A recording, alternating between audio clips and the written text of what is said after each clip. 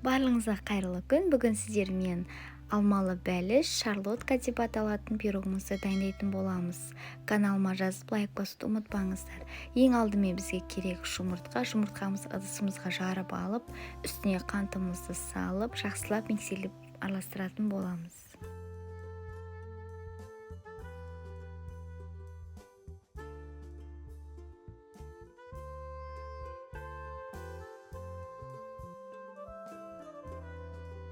Осылай жақсылап миксерлеп болғаннан кейін үстіне ерітілген сары майымызды құйып, тағы да жақсылап миксерлейміз.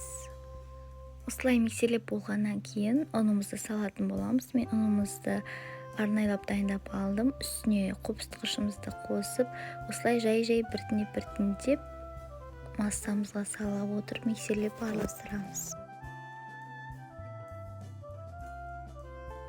Ұнымызды салып болғаннан кейін осылай үстіне алманы кубиктап турап үстіне салатын боламыз. Және де менде 24 сантиметрлік табамызға пергамент қағазын төсеп, массамызды салатын боламыз.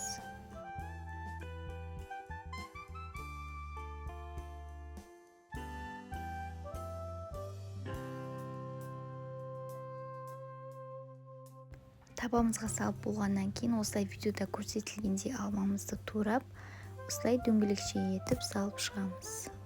Бәлішімізді 180 градусқа 50-60 минутта пісіріп алатын боламыз. Міне біздің бәлішіміз дайын болды, қыздар. Осылай ыдысына жайлап суытып алатын боламыз.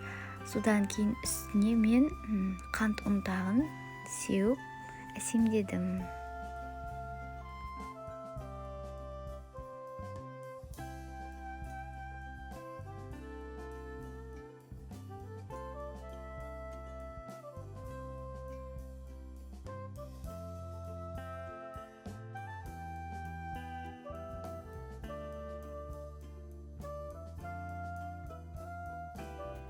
Міне біздің пирогымыз дайын болды. Өте дәмді, өте жұмсақ болып пісті. Үйлеріңізді қуантып жасап көрулеріңізге болады. Каналыма лайк басып, тіркелуді ұмытпаңыздар. Барлығыңызға ас болсын.